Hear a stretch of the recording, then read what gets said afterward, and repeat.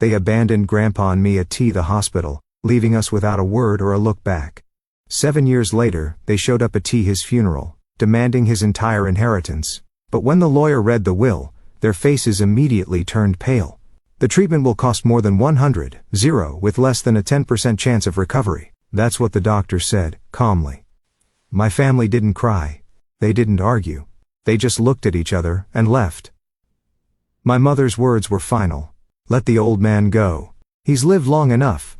We're not throwing money into a black hole. And like that, they were gone. Out the door. Out of our lives. I was 17. Broke. Angry. Terrified. But I stayed. I emptied my college savings. I signed repayment forms. I took a job cleaning floors at the same hospital. Because he wasn't just an old man. He was my grandfather. And I refused to let him die alone. What they didn't know was she'd live another 7 years. And I'd become everything they said I couldn't be. When he died peacefully at 91, they came back. Not for him, but for what he left behind. The hallway was too quiet. I could still hear the echo of their footsteps long after the elevator doors had closed. I stood there, alone, clutching Grandpa's medical chart in one hand, and my half-empty wallet in the other. My mother had been the last to leave. She didn't even look at me. Just tossed a cold glance over her shoulder and said, "You can stay if you want. But don't come asking us for anything later." Then, she was gone. The nurse beside me shifted uncomfortably. "Are you Caroline?" I nodded. My throat tight. "We'll need someone to sign the financial responsibility forms. The insurance only covers about 30% of his care. Without intervention, he won't make it through the week." I didn't hesitate. Not because I wasn't scared, God. I was terrified. But because I couldn't bear the thought of him waking up in pain and realizing no one had stayed. I signed every form they handed me. The stack felt like a legal execution. I handed over my college savings, 200 scraped together from scholarships and summer jobs. Then I called the HR office downstairs and begged for a job, any job. By 6 p.m., I was scrubbing floors in the pediatric wing. By 10 p.m., I was back at Grandpa's bedside, holding his hand while machines beeped and buzzed around us. He didn't wake up for 3 days. When he finally did, his voice was weak, his eyes watery. But the first thing he whispered was, "You stayed." I nodded. Tears blurring everything. Always. That night, while he drifted back into sleep, I sat beside him and stared out the window. The world outside kept moving, cars, city lights, people laughing in restaurants. But here, in this quiet hospital room, something had broken and rebuilt inside me. They thought they'd left me with a dying man. But what they really left me with was time. Time to listen. Time to learn. Time to grow into the woman I was never allowed to be around them. They walked away. I walked forward. The doctors didn't expect him to last more than a week. But a week passed. Then 2. Then 3. It started with small sign sheets, fingers twitching, a flutter of his eyelids. The way his hand gripped mine just a little tighter during the night. I read to him every evening. At first, I didn't know if he could even hear me. But I kept going, old war novels, Reader's Digest articles, even IKEA manuals, anything just to fill the room with something human. Then one afternoon, as I was spoon-feeding him broth, he said, "Too salty." I froze. "Grandpa?" He blinked, looked at me, then smiled. He'd always been terrible at seasoning. I laughed through tears. It was the most beautiful complaint I'd ever heard. Over the next few weeks, his recovery picked up speed, not miraculous, but steady. He started sitting up, then speaking longer, then walking again, slowly, with my arms supporting his. The doctors called it a statistical anomaly. I called it proof that love matters more than odds. We moved into a tiny 2-room apartment across the street from the hospital. It wasn't much. The paint was chipped, the heater rattled, and we had to share one bathroom with 2 other tenants. But we were together. During the day, I worked hospital shifts and took GED classes online. At night, Grandpa taught me not just math or science, but how to fix things. Circuit boards, light switches, coffee machines. Most people throw stuff out when it breaks, he told me once, handing me a soldering iron. But if you understand how something works, you can rebuild it. That goes for machines, and it goes for people too. Those lessons, in that tiny kitchen with a flickering overhead light, changed my life. They weren't just about wiring or tools. They were about self-worth. About choosing to repair rather than abandon. One evening, He watched me replace a broken switch in our microwave. He nodded approvingly and said, "You know, you've got the mind of an engineer." I shook my head. "I've got the mind of a janitor who doesn't want to burn soup." But secretly, I let that compliment burrow deep inside me. It was the first time anyone had ever believed I could be more than what I was born into. He wasn't supposed to live, but he did. And because he did, I started to live too. The silence from my family became permanent. At first I thought maybe they just needed time. That once Grandpa was out of the hospital, they'd come around. But then the bank account my mother used to help me manage closed. The family phone plan I was on disconnected. And the last message I ever got from her said, "You made your choice. Don't expect anything from us ever again." No explanation, no conversation, just erased. I cried for days, not just because it hurt, but because I knew they didn't even miss me. Not really. Grandpa saw it in my face even when I tried to smile. He never spoke badly of them. He just said, "Some people only know how to love when it's easy. You're not one of those people." Money got tight fast. I was working double shifts, cleaning the hospital at night, and assisting at a supply desk during the day. I studied for my high school equivalency exams between mopping floors and folding scrubs. I skipped meals sometimes so Grandpa could have a better one. He hated that. So he made me a deal. He'd teach me everything he knew: mechanics, basic programming, blueprint reading if I promised to charge people for the work. By month 3, we had a shoebox full of cash labeled Repair Fund. By month 6, the neighbors were knocking, asking for help fixing appliances, rewiring lamps, even building backyard irrigation timers. We never advertised. But words spread. Caroline and her grandpa, they don't just fix things. They care. One night while patching up an old toaster someone dropped off, Grandpa said, "You don't need their name to build your own." I looked at him. "Whose name?" He didn't answer. Just kept twisting the wires into place. That was the night I realized. He knew exactly what he was preparing me for. Not revenge. Not payback. But independence. A life beyond anyone else's permission. That year, I earned my GED. The following summer, I was accepted into a part-time tech program for women in STEM. I almost didn't apply. I didn't think I belonged. But Grandpa said, "The people who belong aren't the ones born into rooms.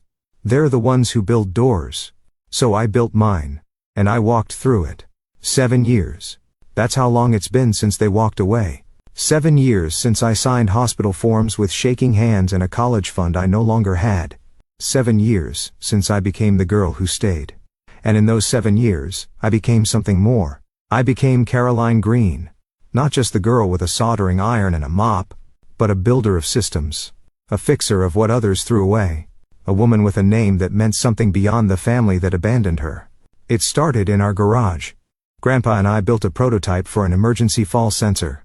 Something simple, wearable, affordable. We tested it for months. Grandpa even fell around the kitchen just to help. We pitched the design to a local clinic. They loved it. Soon, we had our first tiny grant, then a second. Then a small team of 2 interns who believed in the idea enough to work for coffee and hope. We named the project Safe Step. By year 5, we were registered as an LLC. By year 6, we had contracts with 3 elder care facilities in the state. And by year 7, our devices were protecting over 10,000 senior citizens. Grandpa became our advisor, our mascot, our favorite test subject. But more than anything, he was my anchor. Every decision, every late night, every design sketch taped to the wall. And he was there. He didn't always say much, but when he did, it mattered. Success means nothing if it makes you forget who you are. The local paper ran a story on us one winter. From hospital janitor to CEO, the woman who built her future from a broken past. I didn't send it to my mother. I didn't need to. The story made its way around town, around extended family, around everyone who once said I was wasting my life on a man already dying. I didn't gloat. I didn't call. I didn't respond to the cousin who emailed, "Hey, long time have you been?" Because I knew something they didn't. My name didn't come from them. It came from every night I didn't quit. From every screw I turned. Every bill I scraped to pay. Every word Grandpa whispered when I didn't think I could do it. He was 91 when his health began to fail again. Slower this time. Gently. He still drank his morning coffee. Still gave me feedback on my code. Still smiled when I walked into the room. But we both knew This time, he wasn't going to recover. And for the first time in years, I was the one who didn't want to let go. He passed away on a Tuesday morning. The light outside was soft, like the world already knew it needed to be gentle. I found him in his chair by the window. The one he always called his thinking spot. A closed book in his lap. A half-drunk cup of tea by his side. And a faint smile still resting on his face. No machines. No chaos. Just peace. I held his hand for a long time before I could even call the hospice nurse. Not because I didn't know what to do, but because I wasn't ready to live in a world without his voice. The funeral was small, just like he wanted. No flowers. No grand speeches. Just neighbors. A few colleagues from our early safe step days. And the nurse who once said he was the kindest patient she'd ever met. I was standing at the edge of the churchyard thanking people as they left when I heard the sound of heels on gravel. Expensive ones. I turned and froze. There they were. My mother. My uncle. And his wife. My cousin in a sleek black suit like he was walking into a stockholder meeting. They looked around like they were tourists at someone else's grief. My mother opened her arms as if the past 7 years hadn't happened. "Caroline, sweetheart, you've grown into such a woman." I didn't move. Didn't speak. She tried again. "I know things got messy back then, but we're still family. And your grandfather, he would have wanted us to be together for this." I wanted to laugh. To scream. To ask if she remembered leaving me in that hallway like a used tissue. But I didn't. I just nodded toward the chapel. "He's inside. You have 5 minutes." After the service, as I was gathering programs and quietly folding the donation slips for our new elder care grant, she came up beside me again, this time with that tight smile I remembered from every passive-aggressive birthday dinner. "So, about the estate," she said lightly. "We assumed there's a will. Your grandfather wasn't careless." I met her eyes. Flat. Emotionless. "There is," I said. Her smile widened like a net. "Wonderful. We'll need to discuss how everything will be divided." That was when I finally spoke. Really spoke. "You left him to die in a hospital bed, Mom. You didn't visit for 7 years. You never called. You never once asked if he made it. You only showed up now because you think he was worth something." She blinked, just once, but it was enough. Then she snapped. "Don't be dramatic. You're still his granddaughter, but we're his children. He wouldn't cut us out." I looked down at the wooden envelope in my hand as will, sealed, notarized, and already in the care of his lawyer. "You'll find out tomorrow," I said quietly. But just know he wasn't nearly as forgiving as I am. The next morning I arrived at the law office 15 minutes early, not because I was nervous, but because I had been preparing for this moment for 7 years.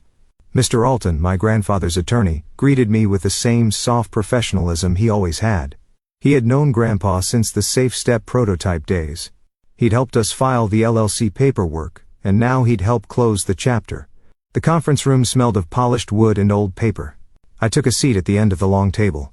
In front of me sat a sealed envelope, and a small wooden box, the one Grandpa had asked me to keep unopened until this very meeting.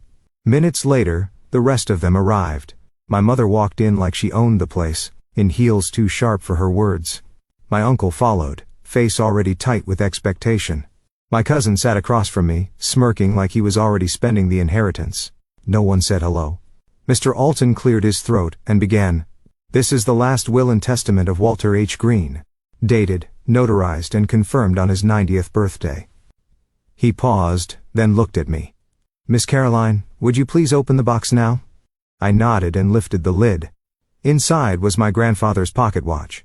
The one he used to wind every morning at 7:00 a.m. Tucked beneath it was a flash drive and a folded note. I slid the drive toward Mr. Alton. He plugged it into a small monitor. The screen lit up with Grandpa's weathered face. His voice filled the room, soft and steady. "If you're hearing this, I've already left this world. And if the people I think are in this room are actually here, well, I'm not surprised." My mother shifted uncomfortably. My cousin looked at the ceiling. "Let me make this simple," Grandpa continued. "I, Walter Green, leave the entirety of my estate, including Safe Step shares, real estate assets, personal accounts, and intellectual property to my granddaughter Caroline Green. Everything." My uncle's jaw dropped. My mother leaned forward. Furious. "This isn't legal." He must have been manipulated. She was with him every day, who knows what she told him to turn him against us. Mr. Alton held up a notarized form. Mr. Green completed a cognitive evaluation 2 weeks before this recording. Full mental capacity confirmed. No coercion. No revision needed. My cousin stood up. You've got to be kidding. She was a janitor. She lived off him. Grandpa's video continued, as if he'd heard every word. To those who say she took from me, I say, she gave me 7 more years. She gave me mornings with sunlight and coffee. She gave me meaning. You gave me silence. You left me to die because I was inconvenient. She stayed and built something. Not just a company. A life. My mother's face paled. I stayed silent. Mr. Alton folded the will with clinical precision. There are no alternate beneficiaries. No contest clause is included. Any legal challenge will void your right to inherit anything. Walter Green's wishes are absolute. Caroline Green is the sole heir. No one said a word. Not really. There was only the quiet hum of air conditioning. And the sound of a legacy being taken away from those who thought they were entitled to it. As they left, one by one, my mother looked at me for the first time with something that almost resembled fear. But I didn't flinch. Because now she knew. I wasn't the girl they abandoned. I was the woman he chose. They didn't leave quietly. The moment the law office doors closed behind us, my mother spun toward me. Voice low and venomous. You think this makes you better than us? You manipulated an old man on his deathbed, and tricked him into signing everything over. I stared at her, this woman who once told me I was wasting my life on a man who wouldn't make it through the night. Now she stood inches from me. Furious not because she'd lost a father, but because she'd lost the money he left behind. You left him, I said calmly. You left both of us. And for 7 years, you never once called to ask if he'd even survived. My uncle stepped in, his voice forceful. We're his children, Caroline. You don't get to erase that. I turned to him. And what exactly did that title mean to you? A duty? A bond? Or just a birthright you thought guaranteed a payday? He clenched his fists, like words weren't cutting deep enough. We can challenge the will, my cousin snapped. We'll go public. We'll tell the press you manipulated a dying man with dementia. I smiled, not because I was amused, but because I was ready. Go ahead, I said. And I'll release the full unedited footage of Grandpa's testimony, his medical evaluations, his daily journals. I'll publish his handwritten letters about what each of you died or didn't die when he needed you most. Let the world see the kind of family you really were. They were silent. But I wasn't finished. I reached into my bag and pulled out one last envelope. This, I said, handing it to my mother, was written by him a month before he passed. It's not legal, it's personal. She hesitated, then opened it. 3 words, handwritten in Grandpa's sharp, steady script. You walked away. Her hands trembled. She crushed the note in her palm like paper could erase shame. For the first time she didn't speak. Not a curse. Not a plea. Just silence. And that silence said everything. I turned to leave but paused at the door.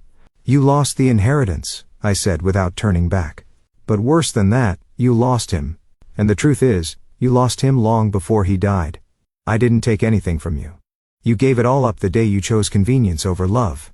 They watched me walk out into the sunlight. And for the first time in my life, I didn't feel small beneath their gaze. I felt whole. Not because I had won, but because I had survived. Because I had stayed. Because I had built something beautiful from the ashes they left behind. And because, in the end, he chose Minnow just with his will.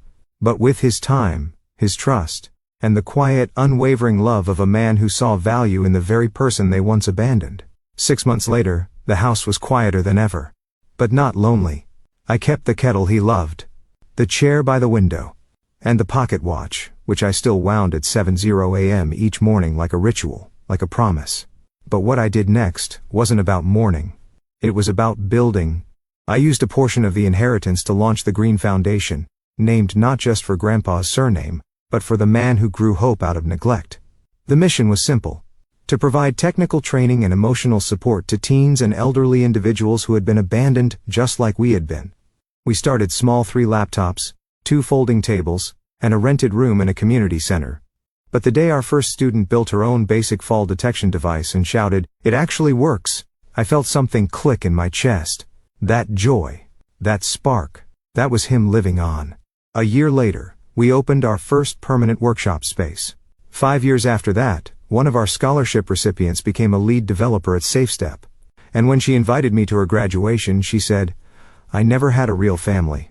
But your foundation made me feel like I mattered." I gave her Grandpa's favorite wrench. The one he always said fixed more than circuits. "You do matter," I told her. "And don't ever let anyone make you forget that." I still live in the same house. The company is bigger now. But my life is still simple. No lavish mansions, no flashy cars, just purpose and peace. Because I know what wealth really is. It's the extra 7 years I got with him. It's the lives I've helped repair. It's the girl I used to be. And the woman I became because I stayed when no one else would. Sometimes I think about the day they left us at the hospital, about how broken I felt. And then I look at what came from that moment. Not bitterness, but the longing. Not revenge, but restoration. Not inheritance, but legacy. Tonight, I'll wind the pocket watch again. And one day when I know someone else is ready, I'll pass it on. Not because it's valuable, but because it carries everything that matters. And I'll say what he once told me. You stayed. You built. And now it's yours.